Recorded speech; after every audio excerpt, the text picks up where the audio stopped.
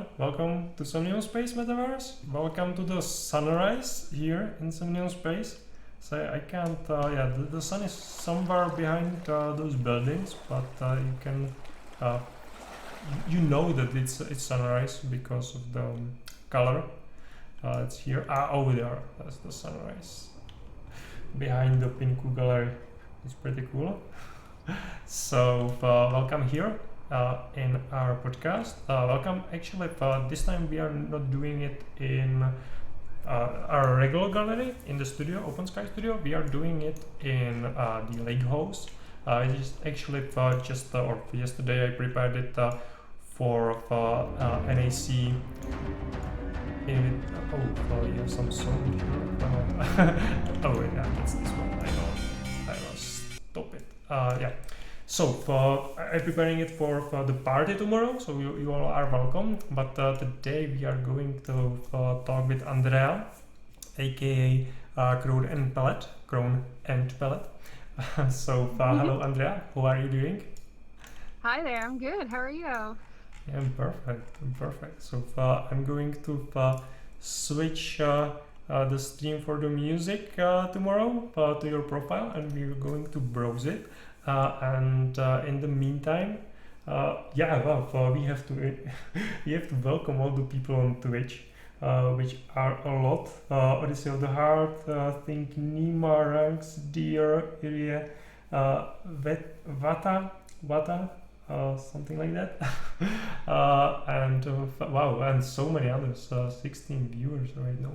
Amazing. Welcome. One, you are. I sort of wrote somewhere. You are like anchor of the community.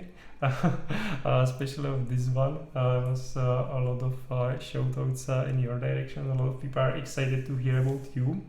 So no pressure. Can you tell us maybe a little bit about yourself in the beginning before we jump in more into the art and spirituality topics? Yeah, sure. So my name is Andrea. I am a Canadian. I'm a Canadian, consider myself to be a multidisciplinary artist. So I kind of immerse myself in many different mediums. But for the purpose of NFTs, I have delved in more into the digital art world. A little bit backward. I started drawing lessons when I was about 5 years old.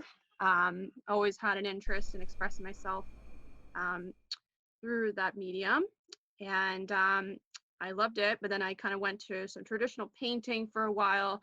And then I wanted to originally go into architecture and become an architect. That was the original plan. Unfortunately, it didn't pan out. I didn't feel that passion, and I lost my passion for art for a good 10 years.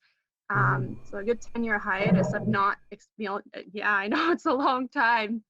Um, and then something sparked me to start it again just before the pandemic was declared. That was about a year and a bit now. A lot of things were happening in my life at that time, and I felt like I needed to have an outlet. And so I dove in and I bought a brand new iPad and just started drawing, just not thinking too much about it. And then I thought, you know what, why not try to make a business out of this? It's been on my mind for quite a long time. I was pretty scared to do it because I'm, a lot of self-limiting beliefs on myself that, I'm not good enough or, like just maybe not cut out for this. But Mm-hmm. no, I had, a lot of support from my peers and my family to do it. And yeah, so we're kind of here now. And I met, I started on Instagram during my works there. Um, and then I met so many amazing people in the art community. A few of them are already in the chat right now that I could see. And actually, what got me really, fully immerse myself in collage art, actually. She's actually in this chat right now, Midnight Mood Visuals, Kirsten. She's my sister. Oh, She is the cool. one who Wow. encouraged me. Yeah, yeah. She encouraged me to do collage art. I thought, I wasn't cut out for it and I didn't have the imagination or creativity for it, but she said, no, do it, like give it a shot. And so yeah, so that's where collage art was born for me. Was it took her just to, encourage me to do it. And then I started, incorporating a mixture of my illustration work on my iPad with my collage, kind of finding a way to intertwine them in some way. And so now you can see a lot of my works that are on my Instagram currently are kind of a mix of collage and some illustration work. So that's where I'm here now. That's quite some story. Quite some story. Yeah. Uh, Also, maybe before we dig deeper, there's like amazing number of people that came in just because of you. Could you tell us a little bit how it became, or how you met them, or how they met you, or just how Sure, it became? yeah. Yeah, so well, Kirsten, I met her on Instagram about April of last year. So it's been over a year now that we've been connected. Um, and that just started with her commenting on one of my older pieces. And that pretty well developed to a beautiful friendship. We talk pretty well daily up to this point. And yeah, so just we did some collaborations as well during that time. And then she also introduced me to a lot more people in her group that are also wonderful. And a lot of them are in this chat as well. So I have her to really thank to really introduce me to the Discord group that you're also in now. Um, she is the one who invited me in there. Oh, And nice. yeah, so it sometimes just takes one person to really introduce you to a whole new world and to a whole new community. And like, I'm so grateful for the community that I have connected with over the last year and a bit. It's like it's unbelievable. And the NFT community is like, and I know is just the most supportive community ever, you know? So she's the one who also encouraged me to do NFTs. I was pretty skeptical about it, but she encouraged me to do that as well. And then because of that, I've also met more people in the process. So yeah. Yeah, well, it starts with one person. Yeah. It's always like Yeah. that. It's pretty cool. It's pretty cool. Yeah. And yeah, you have a lot of works on the Instagram. So everyone interested in looking into some cool art, here you have the opportunity.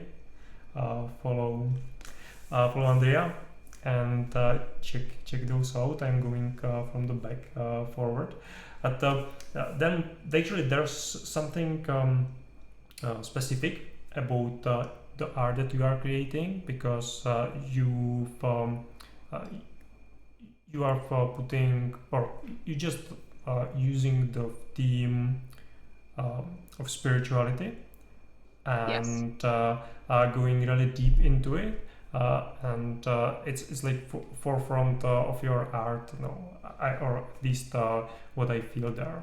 And it's also part of your profile, and you are not hiding it, more like you are really trying to tell the message to the world. So can you tell us was it like this always, and it just became more apparent, or is it how did you get to the spirituality as a main subject of your art? For sure. That's a pretty long story, but I'll try and keep it short. So when I decided to create my business, I wanted to ensure that it represented me as much as possible, but also a way to really explore more areas that I was afraid to dive into. So what spirituality in general. I've always been interested and learning more about how to be more spiritual and be more in tune with yourself. Um, and this includes astrology as well. Astrology is really big into spirituality. Always had a passion for it. So when I decided to create my business name, the business So name is what, actually inspired. what is your sign? My sign, I'm a sun in Leo, so Leo is my main sign. So I'm the Okay. lion. Ah, nice. Um, yeah, I can go off all about astrology, but I won't go there. Um, but I wanted to create a business name that represented me, but in a way that people can identify me. So Crown and Palette is actually inspired by, if you're familiar with the chakra, the 7 body chakras. Mm-hmm. The crown chakra being the seventh top chakra. Um, Oh. Crown is also a symbol for Leo. A lot of people when they identify queen, like they think of Leo or that Leo type energy. And I've been called queen, by multiple people. It's like, well, it's so amazing that people even say that. It's like it's pretty cool. But I thought I have to have crown in my name. It has to be in there. And then I chose palette because I am multidisciplinary. I do like to immerse myself in different styles, and I love playing with different colors. So I thought the word palette kind of worked really nicely. So that I knew that, but this business name being already spiritual as it is, that was going to be my niche. That was going to be where I was going to really create all of my art based on that. Amazing. So, Pretty cool. mhm. Okay. Yeah, I actually missed It's pretty cool. Wendy Lynn. Thank you for the follow. And we have like so many other new people, 22 viewers, maybe No. even more. It's amazing. Thank you guys for watching. Yeah, also Yeah, if you I'm would so have grateful. some questions, feel free to type them into the chat. I will try to ask them when there's like good time for that. Yeah, I know you all of Andre. It's amazing. Okay. I love you Yeah. guys. I love So everybody here. so that's the story how you get to this spiritual aspect. And can you maybe tell us a little bit more about like your spirituality? So we already or you mentioned the astrology, but are there like other um, like I don't know how to say it, like streams or influences. It's probably the best word that like you are following. Yeah. So, aside from astrology, when if I'm making pieces that are not related to astrology, I am not religious. If that is something that you're wondering, I'm not religious. But I do believe in a higher power. I do believe that there is source, that there is something much bigger than ourselves that exists. Um, so I like to believe in that.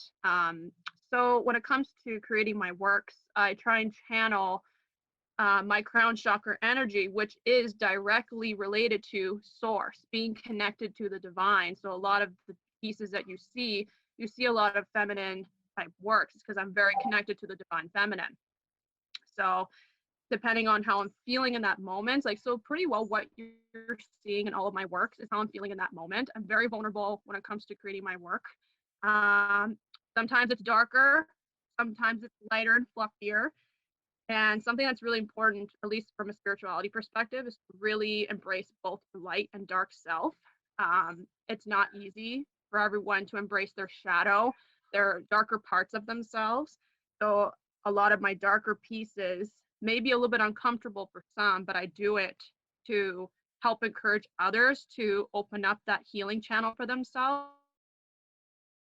I like making thought-provoking type work where it makes you really think about what you're feeling in that moment. So it may be healing for me, but I also want it to be healing for those who are looking at my art. So, it is a Oh, right. spiritual journey for me, but it's also a spiritual journey for others. Oh, that's really cool. So how are you like thinking, or how are you doing that? So okay, so you create something, uh, but Mhm. then when you like I understand creating art as like sort of meditation, or some people have it like therapy, just different interpretation, I think, of the same thing. But then, if you want others to be healed by that, so how do you go about it? Is there a process, or Um, just you know? so it depends, right? Like, I try to be as open as I can about my own journey with others, and I keep into account that many others may be going through something very similar. Um, So I feel it's more authentic to be able to share what I'm feeling in that moment that maybe have, some sort of connection to what's going on in the cosmos right now or what's going on in the world right now, especially what's happened with the pandemic, how it's affected so many, all of us really, shaking up the world.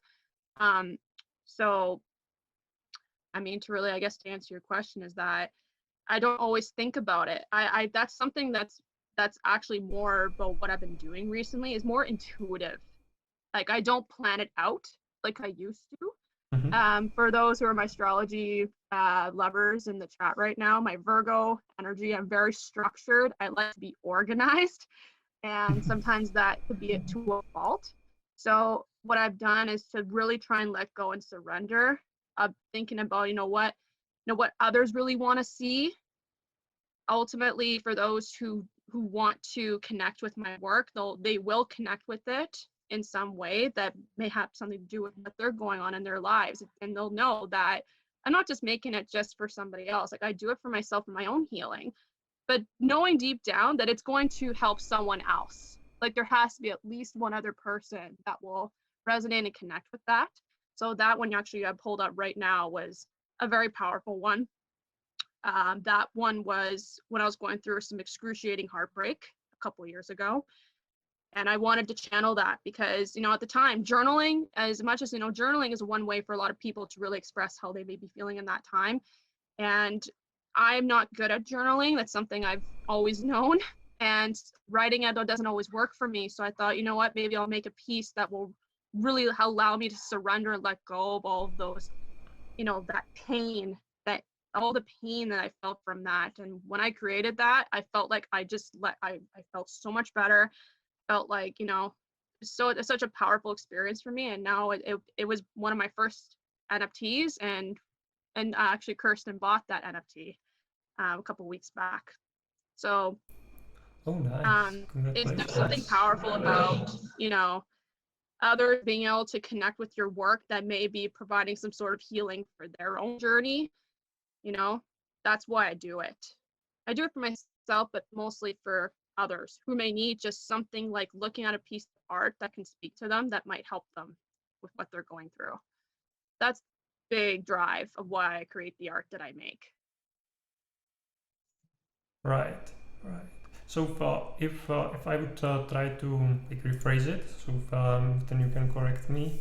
So it's like your main motivation is, or well, maybe not the motivation, but you just when you were talking about the journaling, so this is your way, or creating the art is your way to sort of create a journal. That's maybe not a written word, but it's a painted picture.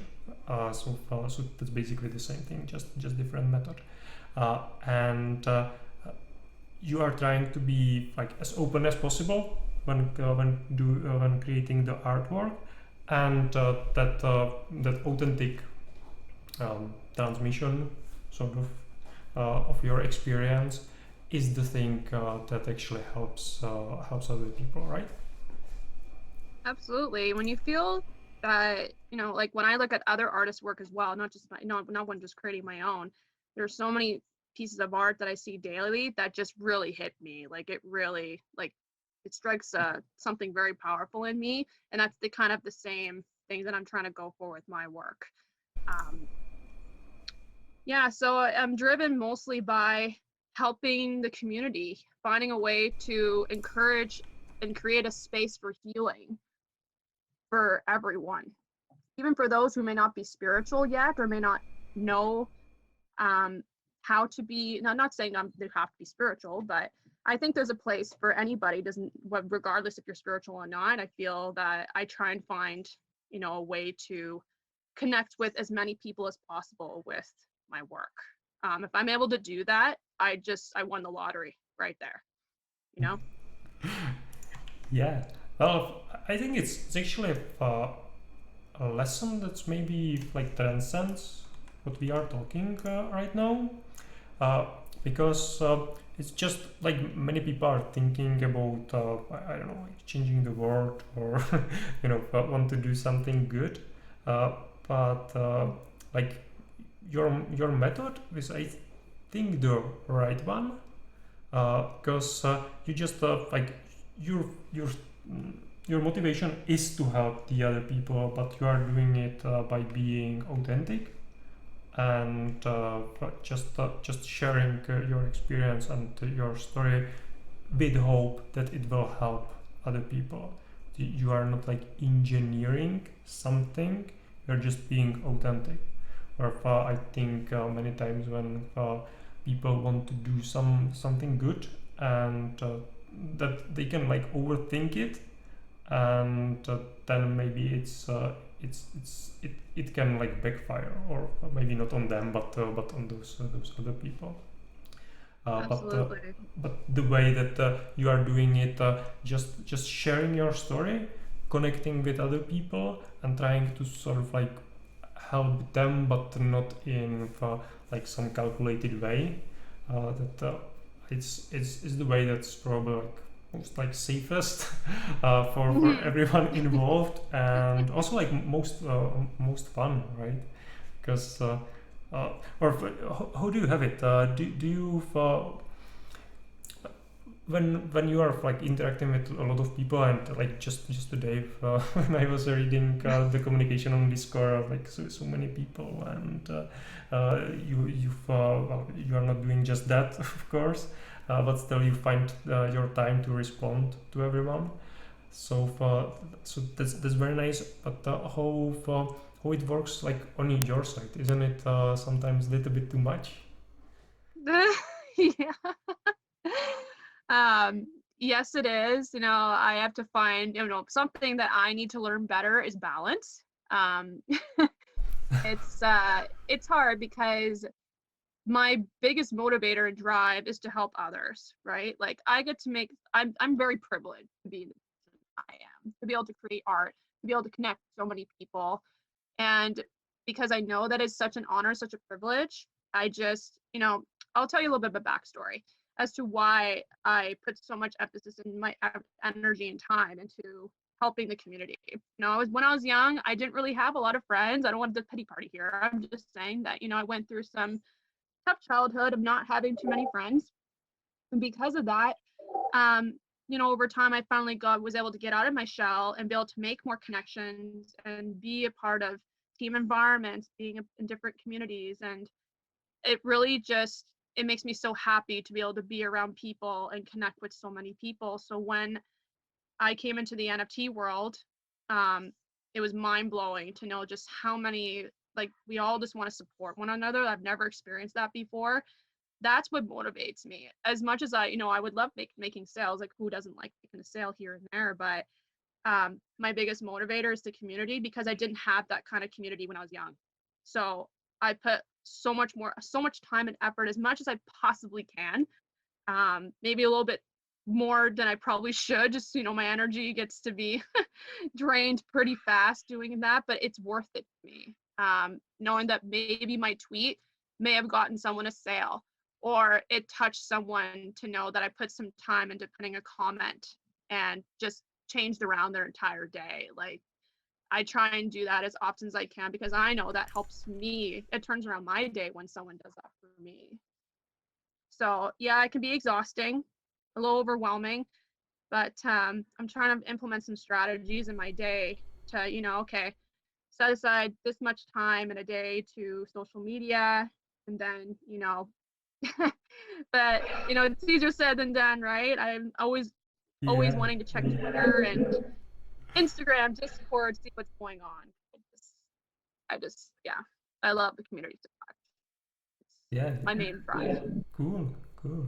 It's it's great. So yeah, it's actually I put here this picture because I think it's just um, is the picture of what you were saying, or at least what I see there, that this one tiny tweet can make all the difference. This light coming through the I don't know. So seems like not so good weather to be outside, but yeah, just one positive thing can have all the difference for that one person. And yeah, just we don't need to change the whole world. We can just have one person, and it can make all the difference for us and for them as well. So it's really cool. I like this one. So Thank you. maybe if, we could talk about how did you get to NFT space, and like did you find it like immediately when you heard about it? Yeah, this is the thing of the future. I want to do it, so on. Or what was the journey? Well, again, Kirsten, Midnight Moon Visuals, who is in this chat as well, she was the one who told me about NFTs. She's heard from a couple other artists that were already in the NFT world. And I brushed it off. I'm not gonna lie, I brushed it off for a little bit. No, I was, not familiar with crypto, the crypto world in general. It just seemed like such a, so much to learn, and but I trust her judgment. I trust her. So I decided to take a step back from creating for a while to dive into the world of NFTs to really understand, what am I getting myself into? And to my, like, I was just shocked to just be like, once I really found out what I really was getting myself into, was like, I feel like this is what I really needed in my life, was just having that kind of community. Like, I already had a community on Instagram, but this is a whole other level of community. So I did my Genesis. That's my Genesis that you're looking at right now. Oh, I just put it out. Behind that one is exactly what I'm mentioning now about, I was scared to get into NFTs. I was like freaking out. So the girl in the bubble, actually kind of reminds me of one of Dice's.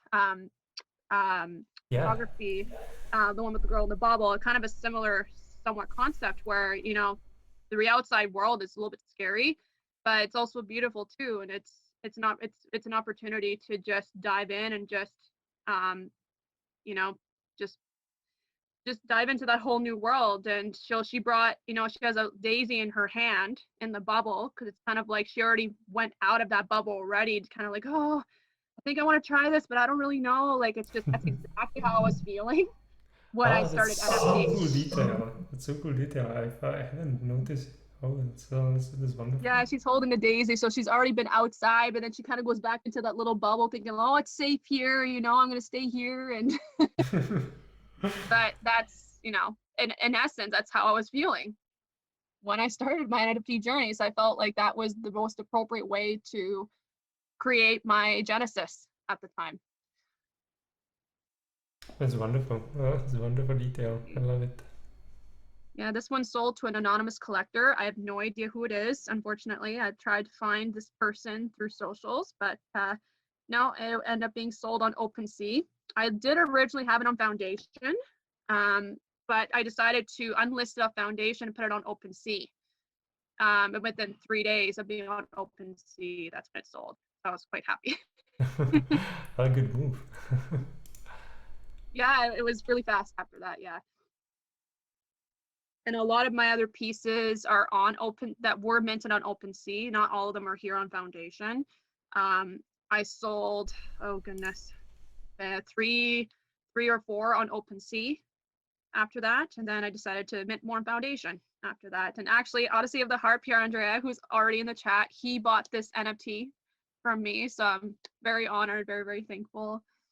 It was up only for not even 24 hours, and he bought it, so I was pretty happy that this went to such a wonderful person who actually is very, like, he's so involved in the community as well. And I bought one of his pieces actually too. I bought one of his Egyptian fantasies on OpenSea, and I'm so proud to have it. So it's cool that we're both collected from each other. It's really cool. Oh, that's amazing how this works.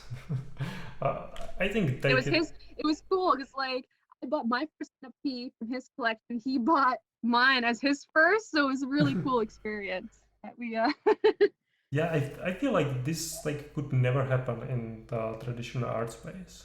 It's yeah. just like completely unique and mind blowing. It almost like feels like natural for us now, even like with, after the couple of months that okay, like this is the normal thing. Like you sell something and you get some ETH, and maybe we don't look at it so much as a money.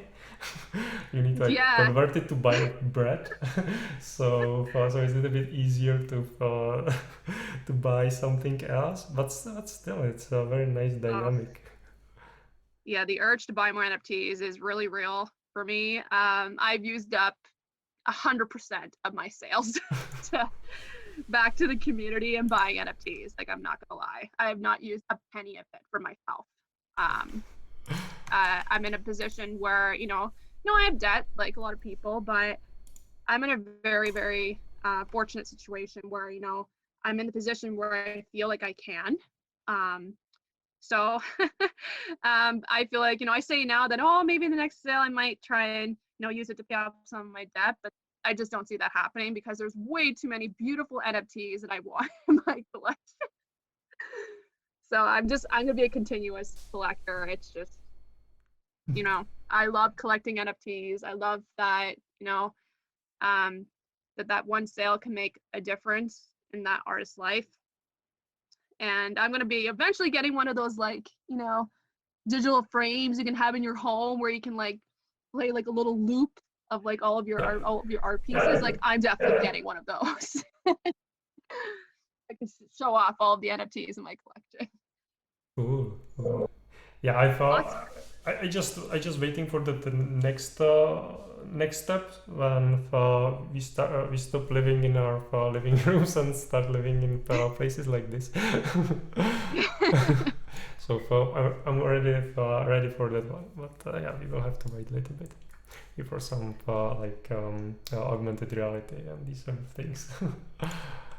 Speaking of reality, I just did a VR art walk last week with NFT Oasis. It was really cool.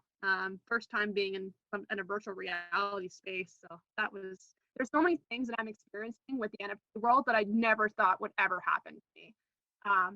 One of my pieces was also showcased in Cyber's first spotlight ever. Oh, And I was nice. like, wow, I cannot believe that my work is in a gallery. Like, I would never have thought this last year when I started doing art again. It was like, what? Like, my art's in a gallery? Like, what? Crazy. So the NFT world it's changed my life in the best way possible. Amazing. Okay, so maybe if we can jump back to your foundation page and talk about these remaining three, and then we could talk a little bit about your creation process, how you actually create these beautiful artworks. Sure. Yeah. So the cleanse number 2. Yep. Yeah. So after making my first sale with cleanse number 1 to Piandrea, Odyssey of the Heart, I was really motivated to get a second one going. So the creation at the time, I actually didn't realize what I was creating in that moment. Like I said, I'm more intuitively creating. So when I created this one, I didn't realize until later that, wow, this is actually gives me Aphrodite vibes, the Greek goddess of the sea. And I was like, wow, I guess I channeled my inner Aphrodite here. So I said, you know what, this is perfect to add to my cleanse collection. I very much think it's very much related to divine feminine, and added some more geometric elements this time too. I wanted to try something different. This is a little bit different from my other works, but I'm trying to get out of my comfort zone. So this one really was just intuitively created in the moment, and yeah, Aphrodite. That's what I see when I look at it. Yeah, yeah. Ooh. And about what about the animation element there? Uh, did you put it there always, or is it something new that you are experimenting with? So that's an interesting question, actually, because when I started doing NFTs, I'm talking to a lot of different artists. Um, at the time, a lot of them said, "Oh, it's good to get your work animated," and so animation was never really my go-to, and I never really explored animation prior to NFTs. But seeing it, I love animation. Like, I've never had I've always been drawn to animated works. So that's why for my Genesis, I animated that. And then depending on the piece, for this one, I thought, it'd be nice to add a little bit of a sparkle, a little bit of like, just adds an extra kind of element to it. My other two pieces that are on foundation are not animated. So I'm finding that balance of, some will be animated and some are not. because I don't feel that they need to be animated per se. Very Yeah. intuitive, like in my, I feel like, do I really feel it needs to be animated, and I didn't with Summer Bloom. So my Summer Bloom collection, both of them are not animated. They're both still images. Mhm. Hmm. And do you think it's or you already mentioned it, but that the motivation to go like beyond what you were used to doing, just experiment further, is because of the like joining this new space? Yeah, 100%. I feel like even before NFTs, I thought, I'm getting pretty good at being more open and vulnerable with, what I'm intuitively feeling in that moment. But the encouragement I get from the community when I even just a one like or one comment of someone really resonating with it, even if it was something different, it's allowed me to get out of my comfort zone a hell of a lot faster than not being in NFTs. I've also started to work with photographers, and actually, incorporate their photography into my pieces. Is I'm actually trying to encourage other photographers who are not in the NFT scene yet to be, you know, maybe potentially want to get into the NFT scene. So this is one I did with the photographer. I know the model as well. So it's actually a three-way collaboration with this piece. Um, so that's also something I'm doing too, is I'm actually reaching out to photographers whose work that I'm really inspired by and feel that they would look amazing with some of my pieces that I'm creating.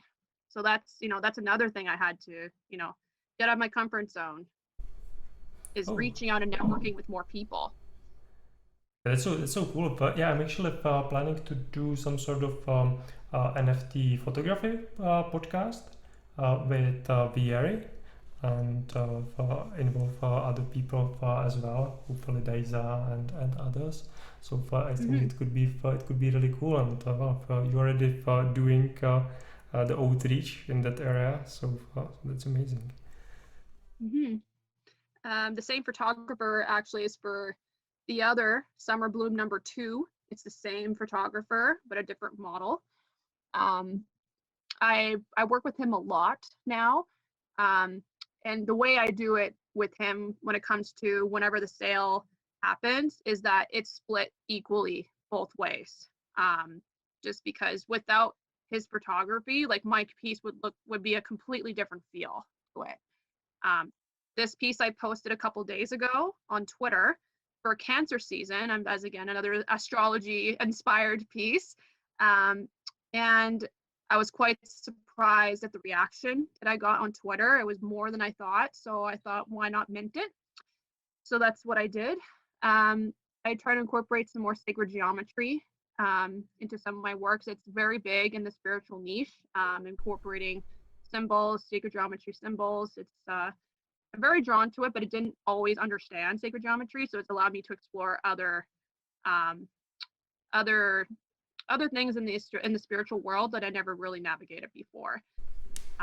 So I feel like without this symbol, it would have made a huge difference, and it would change the feel completely. In this.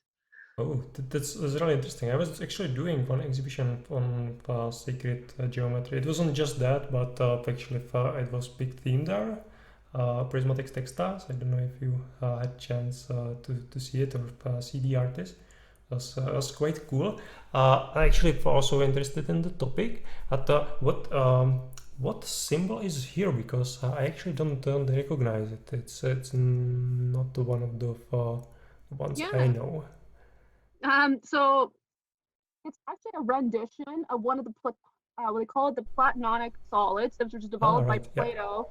It's a symbol called, I don't even know how to pronounce this properly, icosahedron. It represents the element of water. Oh, So cool. like a rendition of that symbol. And Cancer is a water sign, so there's the connection with that. Oh, nice, nice, very Mhm. nice. I think I mentioned that in the description. Actually, I mentioned that Oh, it's that possible. that's what the symbol is, and that Cancer is a water cardinal sign, and they seamlessly weave through the sea and shore, and they have the ability to exist in both emotional and material realm. So yeah, there's a lot of connections to astrology with other in terms of spirituality. There's so many directions you can go, And the thing with me is I get bored really fast of things. And when I'm able to learn something new or go in a different direction in the same, genre or subject, like that's really fun for me. So, um, yeah, so that was why I added the state that exact symbol was added on purpose because it was for Cancer season for the water element. Oh, there's something interesting going on the chat. I don't know if you are reading that. The one of the goals of Daisa is to photograph you. Oh, I would love that. I'd be so honored. Speaking of, I used to do modeling for other photographers in the past, just for fun, and I think it's another really awesome way to express myself in a different way. So, oh my goodness, I'd be so honored to be your model. I will come to you. I will fly to you to get photographed. Yeah. Yeah, I think you are like at least the same like continent sort of. So yeah, it's not like you would have to go to Europe. So yeah, it would be super cool. It would be super I cool. was supposed to go to Europe actually before the Oh, pandemic. I've never been to Europe before, and I had it all planned out. The trip was booked and everything, and then the pandemic happened. So I was oh, pretty upset, but it's all good. There's another time for it, right? I'm a big traveler, but I think my first trip I'm gonna take, and I'm already fully vaccinated, so I'm hoping to go to California to meet Kirsten, Midnight Moon Visuals, in the chat. She's the one who inspired. It's why I'm here right now. Like, I'm not kidding. Like, I probably wouldn't be sitting with you in this interview without her. yeah. So big thanks. Big thanks.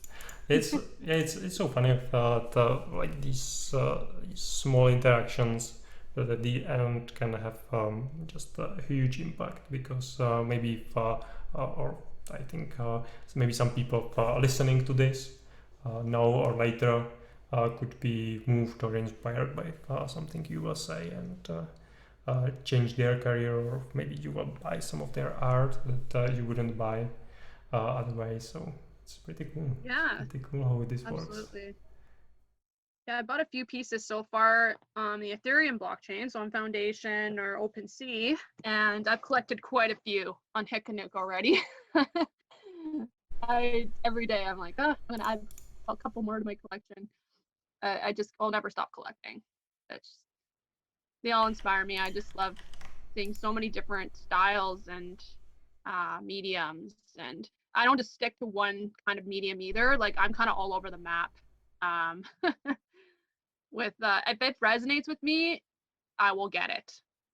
That's my biggest driver to collecting NFTs.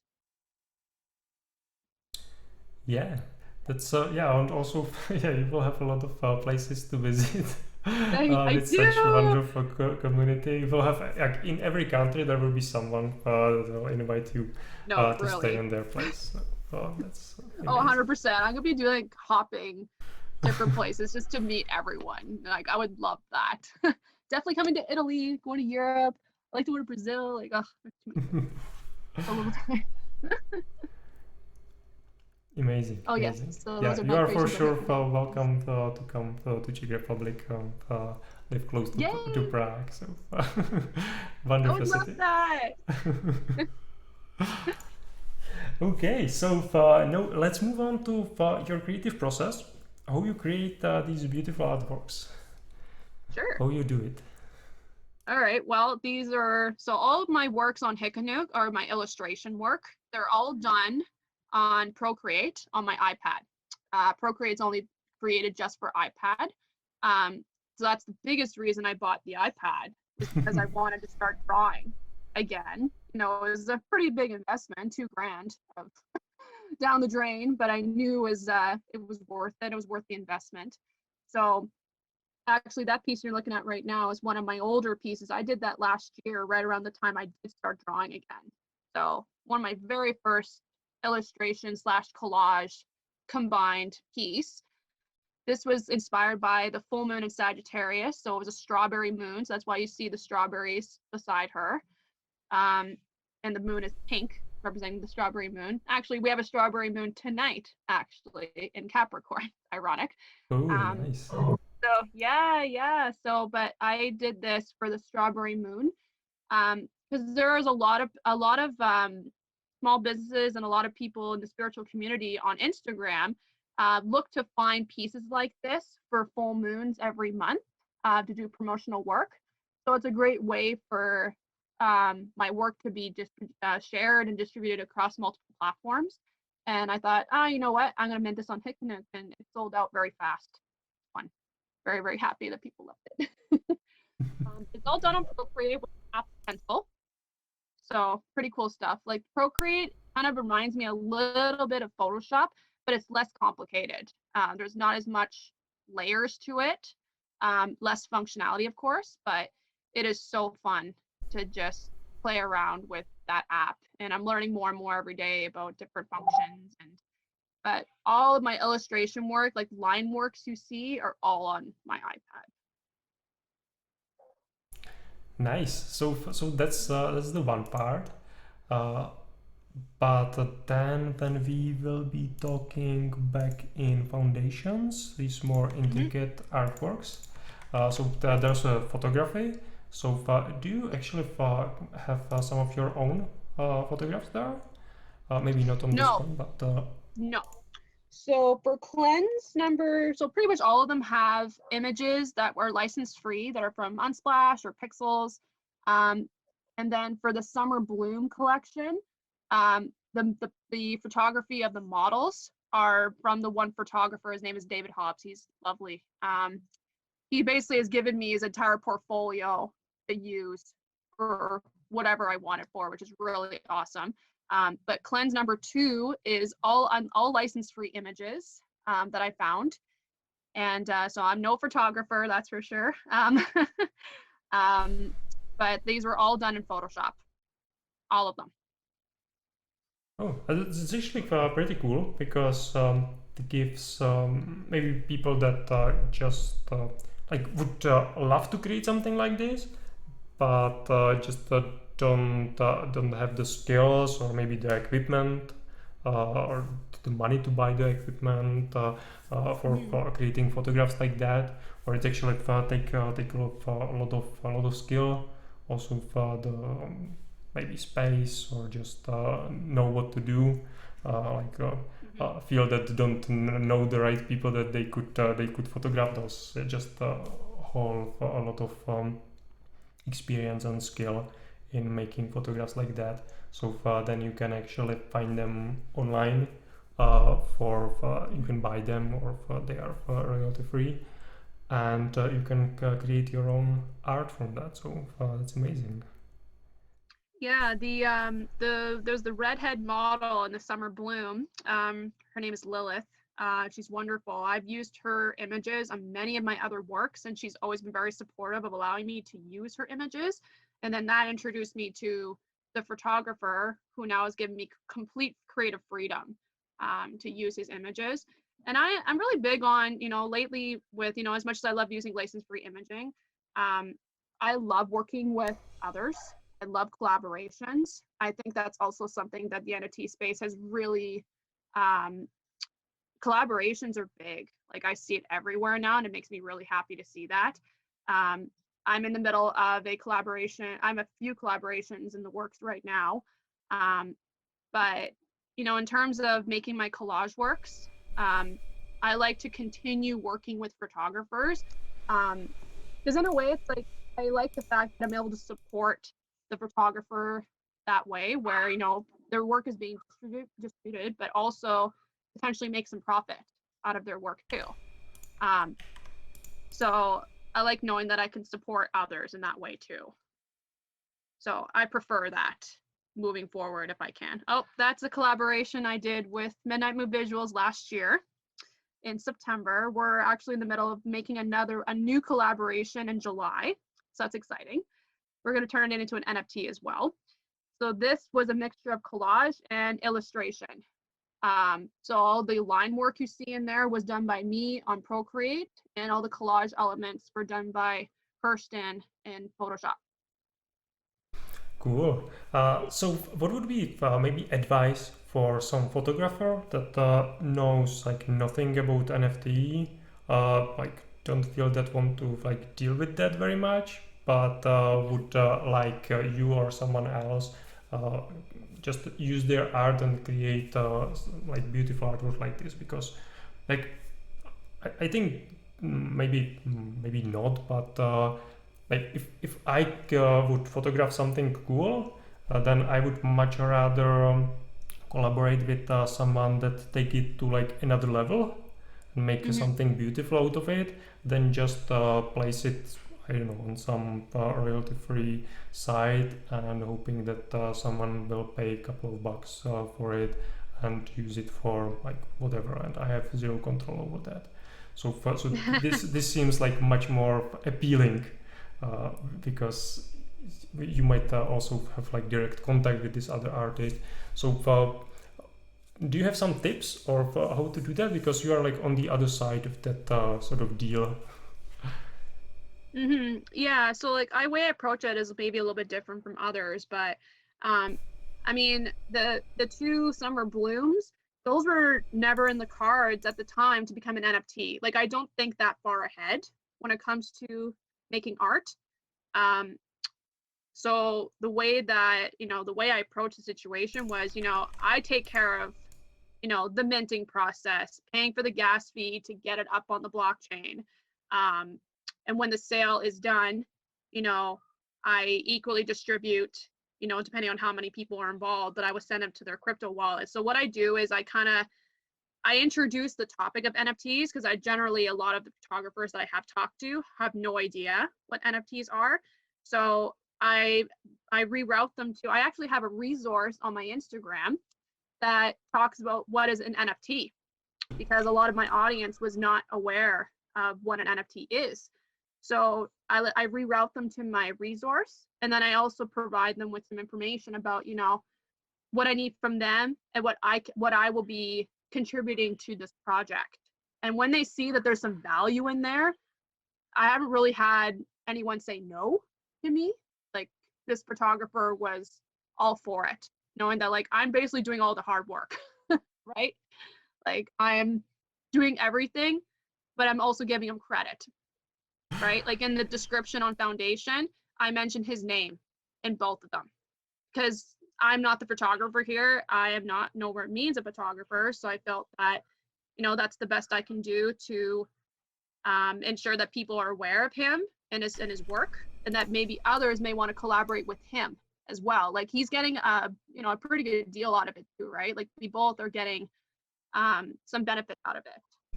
So I try and introduce the topic in a way that, here are the benefits you're getting from this, and you know what I mean? And I never really had too many issues with getting permission to mint them as NFTs.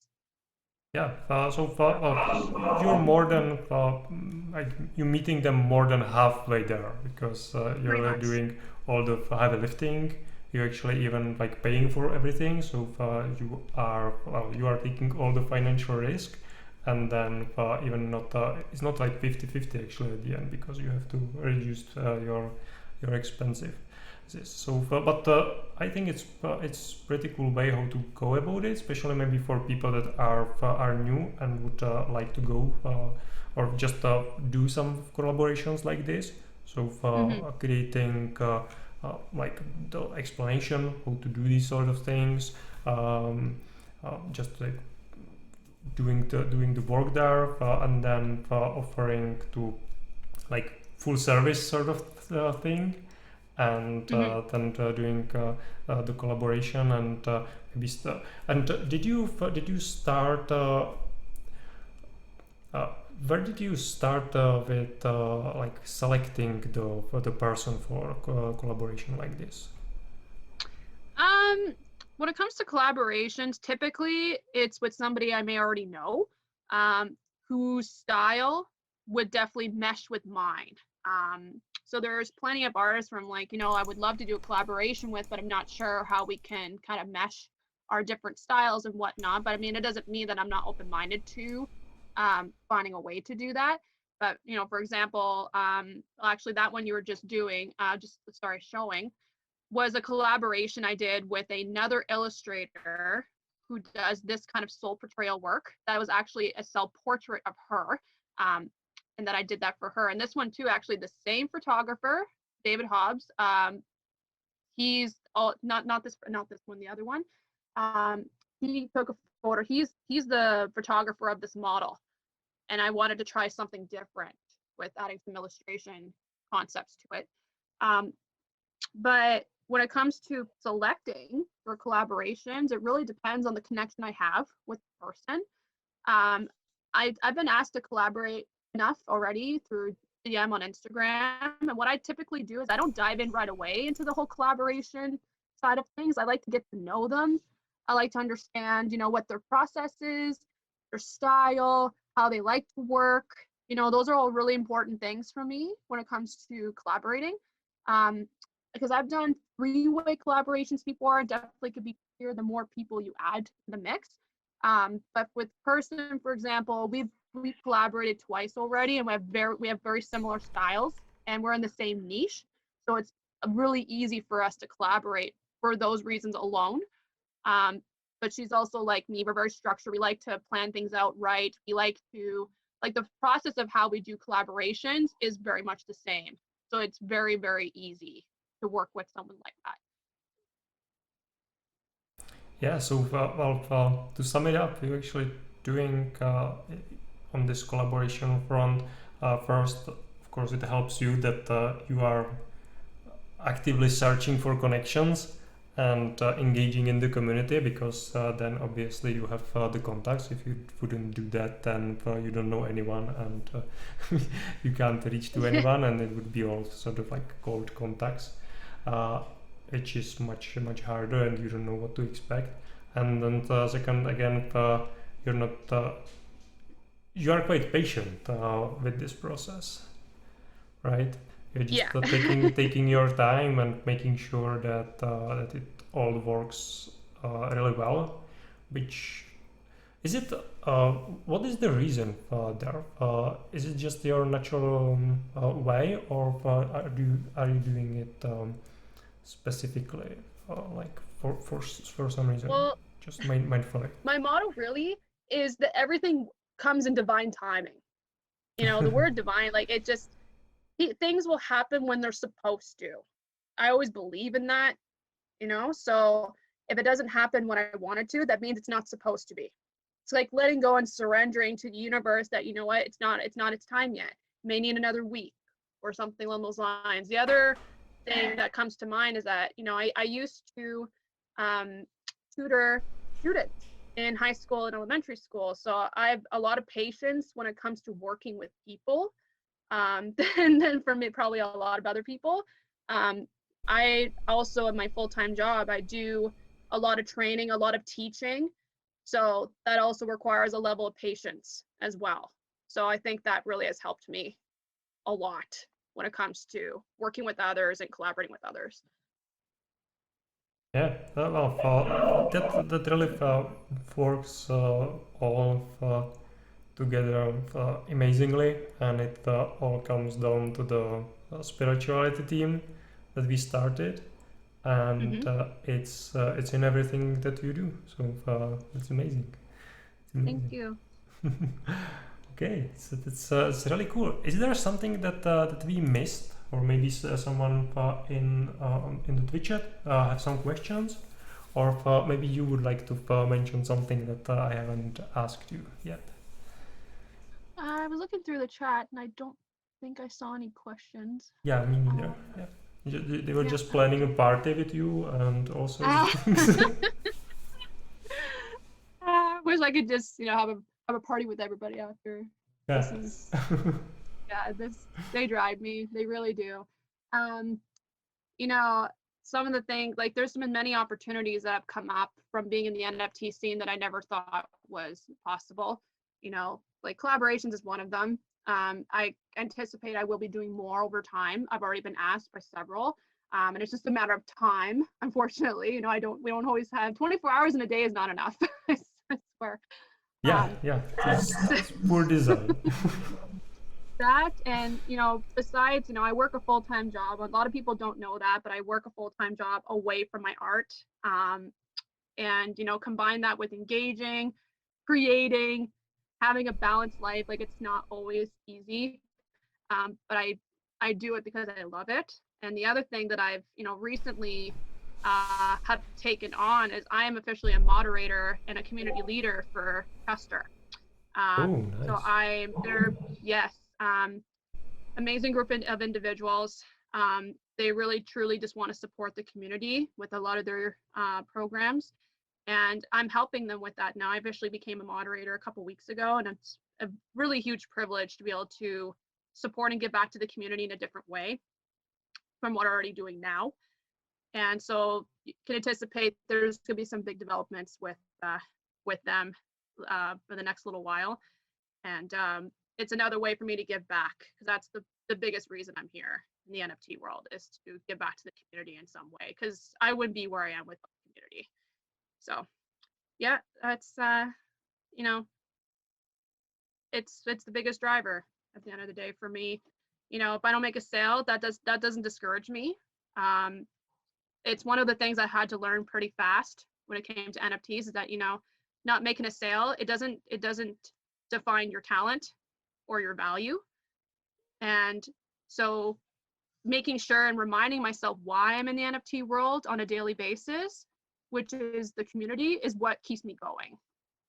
And if it makes a sale, great. If not, if I'm able to help other people get sales and change their lives, then I feel like I'm winning. That's cool. And we actually have some questions. Yeah. So first one, how are you so amazing?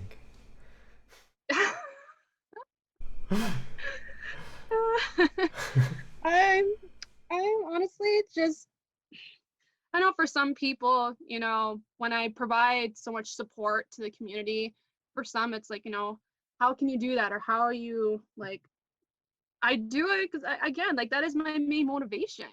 It's like, I wouldn't be where I am without the community.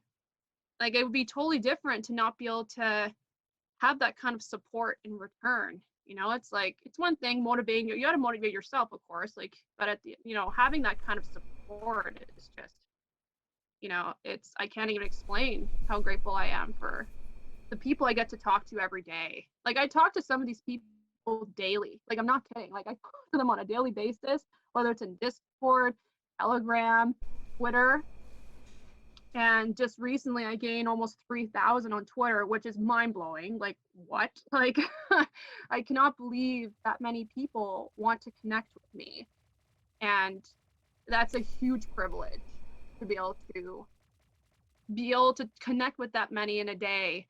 So that's why I joined Chester on top of, all my other responsibilities, is because I'm going to be able to help the community in a much more accelerated and much more, like, it's going to be heightened, like, tenfold to what I'm providing right now, and making art at the end of it, it's like, that's my passion, but it's also what allows me to uniquely express myself.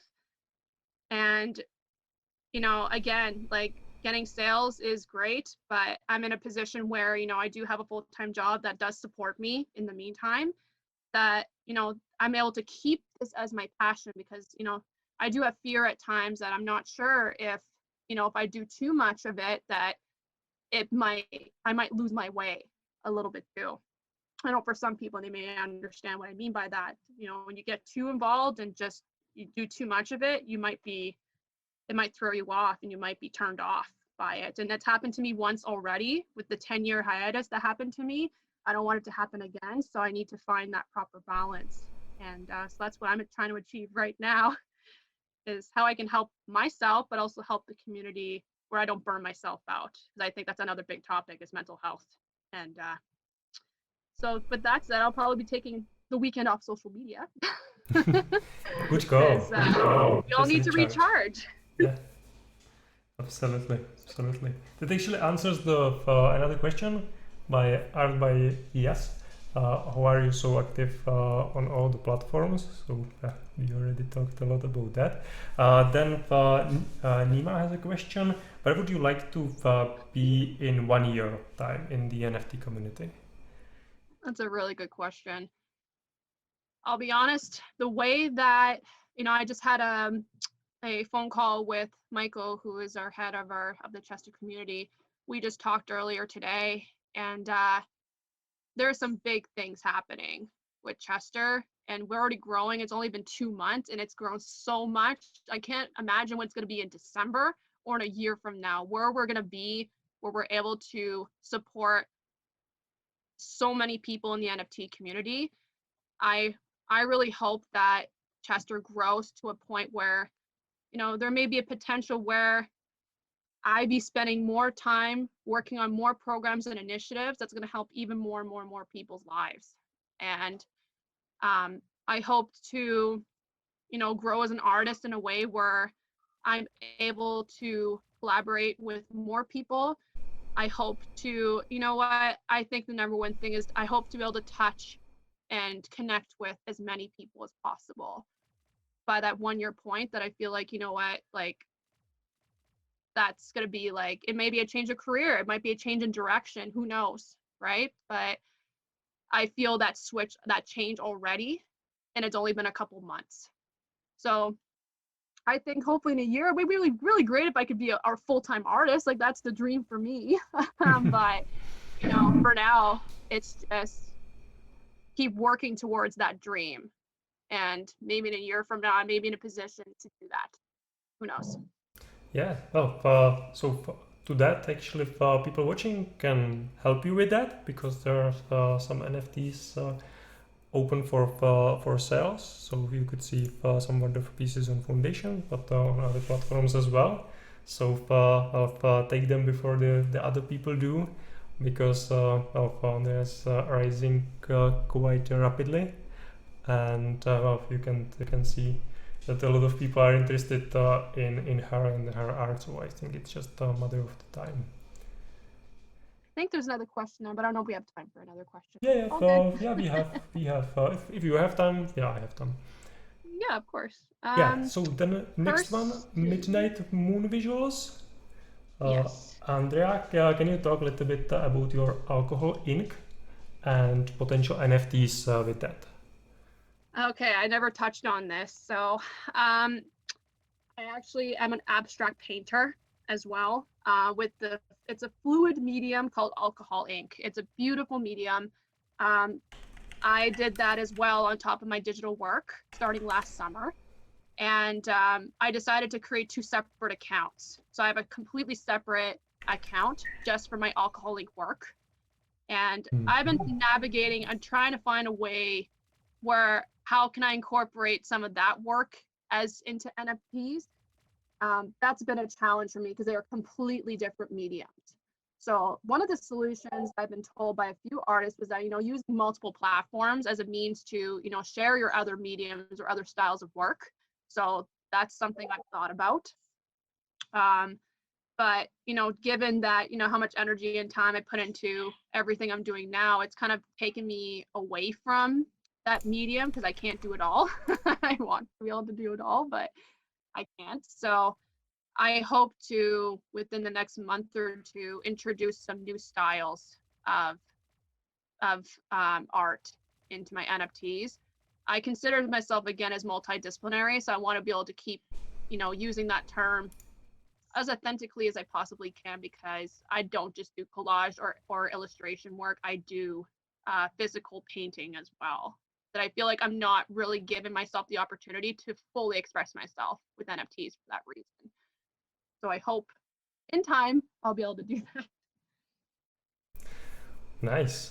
I actually really love how like the dynamics in the NFT community motivates people or enables artists to explore, to try new things, and just go there, learn, experiment, and just doing much more than they would do in the traditional art scene. So that's Absolutely. wonderful. Yeah, I hear it from so many people. Just amazing. And just like looking at where they were like 3 months ago, where a lot of people joined the NFT community, and then how their collections evolve during those 3 months, just amazing. So yeah, so alcohol ink medium. It's pretty cool. Let's If you see. go to Instagram quickly, Yeah. it's crown and palette underscore AI. That's the account. Okay, let me see. Yeah, just to give you an idea of what I'm talking about. I have shared a few pieces on Twitter, and I got some pretty positive feedback. But the other thing that it introduces the topic of when you're establishing your brand, how important is it to be consistent with you know the mediums and styles that you're introducing in the NFT world. Um, so that's what I'm struggling with a little bit right now, is trying to, how can I still establish the brand that I've established so far without being too left field with something totally different. Mm-hmm. So yeah, so you can at least see some of it's ink that is activated using alcohol to make. So if you look at the red rose tray right there as an example, it's actually a painting mounted to a tray. But I can easily make them on canvases and other substrates, but can easily be converted into a 3D version as an NFT. So It's really cool. Really cool. thank you. So maybe also Oh for other people, so many ways how to experiment. Wow. yeah, what I find is interesting is when I get to an artistic block, I go back to this medium because it's totally different from digital work. And I get that question a lot. It's like, how do you avoid art blocks? It's switching mediums. I have I'm lucky I'll be able to do that. Is just switching from one medium to another. And so I'll grab I have a journal of paper, and I just play around with different colors, and it's very intuitive. It's also very spiritual. It may not look like it, but it's when you're looking at it, you're actually intuitively figuring out the movement and the colors of the composition, and it gets you out of your head, and then I'm able to go back to my digital work.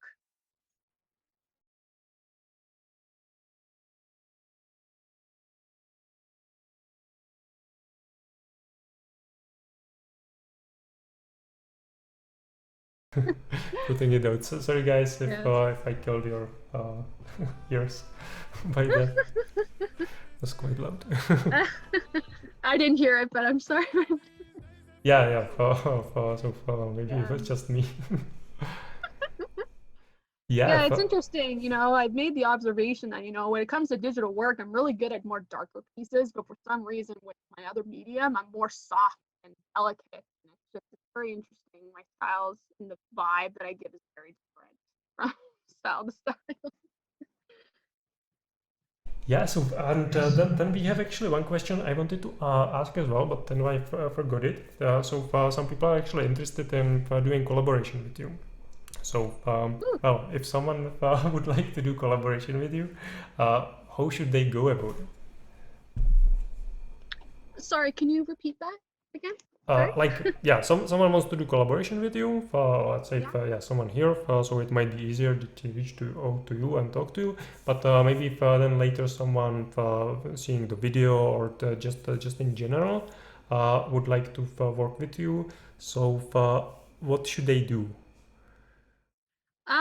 Typically just introducing the conversation. Just send me a DM, send me a direct message either on Twitter or on Instagram, wherever I am. Just introducing yourself, and that you're interested in a collaboration, and you know how even giving more detail than that of like how we can maybe intertwine our styles and giving some sort of like direction or idea. That'd be an extra bonus. But just I'm always open to collaborations, regardless of style. So as long as the person that wants to collaborate with me is open to connecting and having some sort of personal relationship in a way that that I think it'll be a lot easier. For me personally, it's a lot easier to do a collaboration with someone when I have some sort of personal connection where we're able to get to know each other. You know, like I said, the process to what software they use, um, you know, how much time do they want to work on? These are types of things that I look for because, if somebody wants to do a collaboration very quickly and they have a deadline, I can't always promise that I can do collaborations when there's a very strict deadline just because I am so busy. So the person would need to be very flexible, adaptable, and very open-minded to different ideas, I think. So I encourage anybody, if they want to collaborate with me, to send me a direct message with the intention of connecting and establishing a relationship, and then we'll go from there. Yeah. So far, maybe just to recap that. So far, that people hear also like the other parts that you said, and just send the direct message. But it's just it's about the connection. So far, Yes. maybe you already have a connection with Andrea. So far, then that's fine. If not, then I would say it's always good to first connect and then go about some business proposals. Of course. Yeah. Like I actually had an individual contact me a month ago on Instagram, and she is so talented and she wants to collaborate with me. And so I said to her, I would love to do that. I just like to get to know you. And so we actually had a Zoom call last week just for a few hours just to get to know each other. So it gave me more of an idea of who she is as an individual away from her creative side, right? That's really important for me for a collaboration. I feel like I would work better with those who are open to that.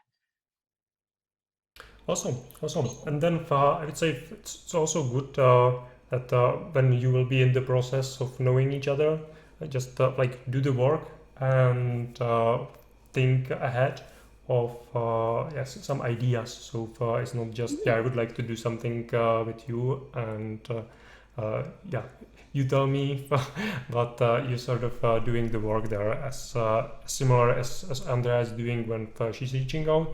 So I think it's good way how to sort of mirror that and yeah, do the work for so far that Andrea can be on the receiving end of that, which I think is always nice when you give people and you get back. So you can actually help there, and it's a wonderful feeling to do it like that. Yeah, and you will probably end up as Digitux end up with like 2000 DMs when you wake up tomorrow. So yeah, be ready for that.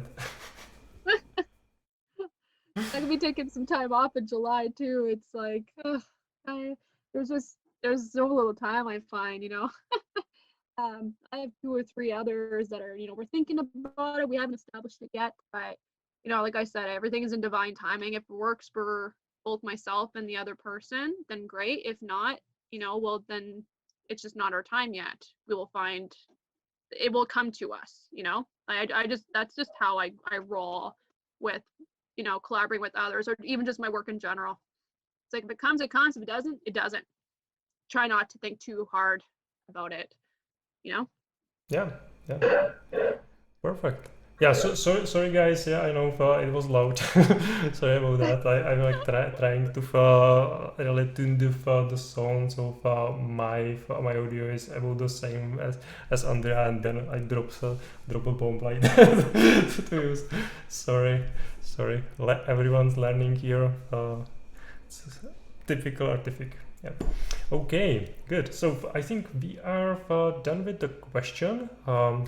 It was amazing talk. So the last one is where can people reach you? We already a little bit touched that with the collaboration, but yeah, tell us what are the best ways to reach you. Sure.